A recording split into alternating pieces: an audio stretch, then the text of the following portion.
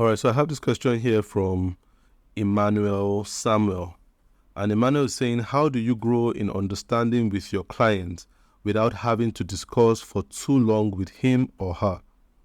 Now, I think Emmanuel is coming from a webinar I had some time ago where I was talking about building a connection with your client.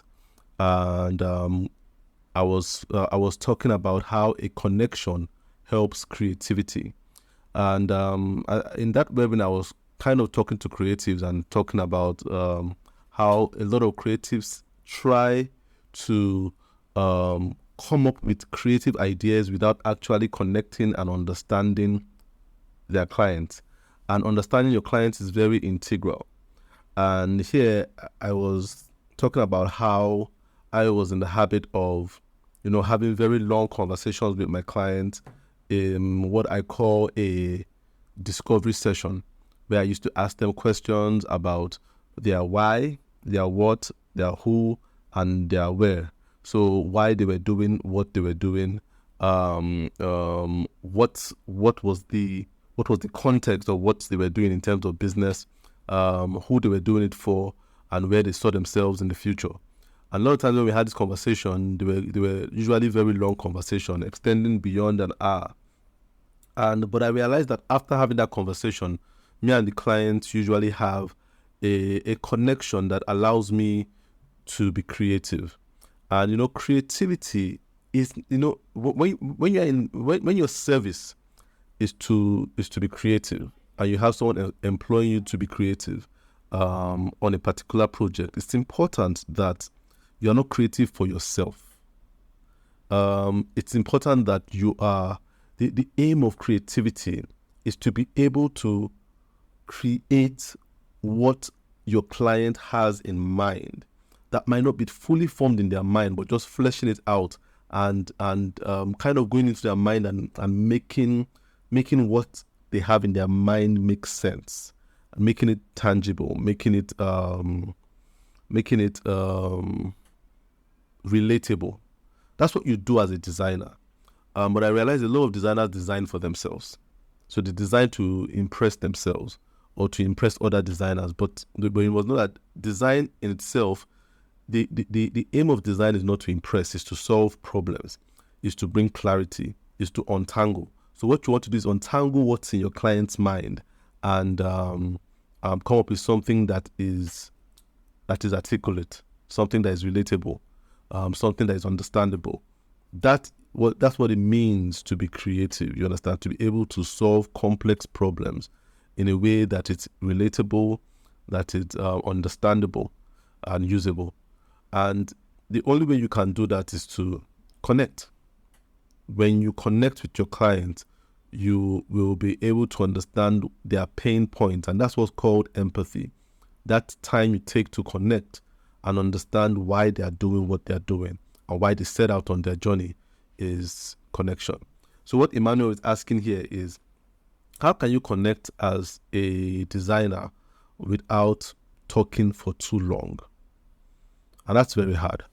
It's very, very hard because communication is key. You cannot skip the talking phase. It's like what people do right now in actual romantic relationships, when some people just say, I don't have time for a talking phase of a relationship anymore. I just want to get married.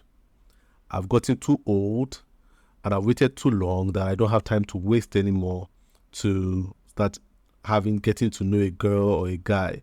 Let's just get to when are we getting married and go to the altar. Such marriages would not work. The same thing with business. When you're working with a client and you just want to jump the talking stage and just get to, here is your work, here's your logo, here's your website, here's your brochure, and pay me my money. It hardly ever works that way. You need to invest time in talking, in actually taking time to talk and understand. And this way I see that there are a lot of creatives that might be antisocial. So there's a difference between being introverted and antisocial.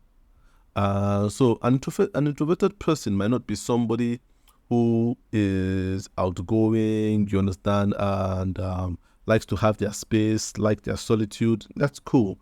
But an introverted person can also engage with you in terms of business to solve your problem. So they are able to ask the questions, just that they might not call you outside of your engagement of that business relationship, but they do what they have to do to understand your problem. Now, an antisocial person doesn't just want to talk to people, whether it's problem solving or social. They don't even just care about people. And I realized that a lot of designers and creative have adopted this antisocial demeanor, where they would just rather not talk to clients and just say, just fill out my form. And that's why personally, I don't like forms. I don't like when designers use forms to communicate with clients, because a form is not a mode of communication, especially for if you're handling something as complex as an identity design. There's a backstory you need to know. There's a value system you need to connect with. It's not just, it's more than just saying, what colors do you like, blue or red? Do you like wordmark logos, or do you like symbol logos? Asking those really basic questions don't really get you to solve the real deep problems. And so sometimes you need to really, really get to know your client, and by knowing the client, you know the business. And by knowing the business, you can really solve their design problems. And that's why when I was designing as a designer, I hardly used to prefer options or present options to my client.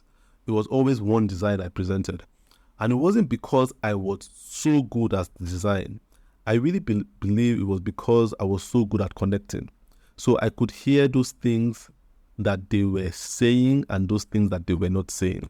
And that's what a lot of designers don't know how to do, how to hear those things that clients are not saying, how to hear those things that are not said in words, but are said in body language, that are not said in conversation, but are said to things that are said to people outside your conversation. So things they just tell you, oh, excuse me for 1 minute, let me quickly tell my staff this thing. And the words they use just tell you what kind of, what their value system is. So there is no shortcut to communication. Communication is important to connection, and connection is important to creativity. So if you really want to get to know your clients and understand where they're coming from and work in a way whereby you're solving their problem rather than impressing yourself, you need to get to talk with them. You cannot be antisocial. You need to be able to talk with clients. I remember talking with one of my mentees once, and she had like a challenge with one of her clients, and she was like, I sent them a form to fill, so that I can know what kind of logo they want me to design for them. But after filling that form, I really don't feel like I understand what they want of me. So she felt she was having creative block. But I told her, you're not really having you're not having creative block. You're just trying to jump to creativity without going through connection. And I said, you know what you are going to do? You're going to have to pick up your phone and call this client and forget that you sent them a form and just ask them questions. Where they're coming from, why they started the business, what are their insecurities, where do they want to be in future, who are they doing this thing for? You just have a conversation with them. And she was not too sure whether she could do that, but then she trusted me and she did it. And she got back to me really excited, saying she just had like almost a 2-hour conversation with this client, and now she's super clear about where they're going. And for her, it was a project she really enjoyed. And she ended up doing the logo, no hassle, no hiccups. The client accepted it, adopted it, and liked it. And it wasn't because of how beautiful the logo was. It was because of the connection. The connection brings beauty to your work. The fact that they know that you care, number one. They know that you understand. And when you care and you understand, you kind of go into the mind of the client, and you now kind of begin to untangle those confusions that they have in their minds.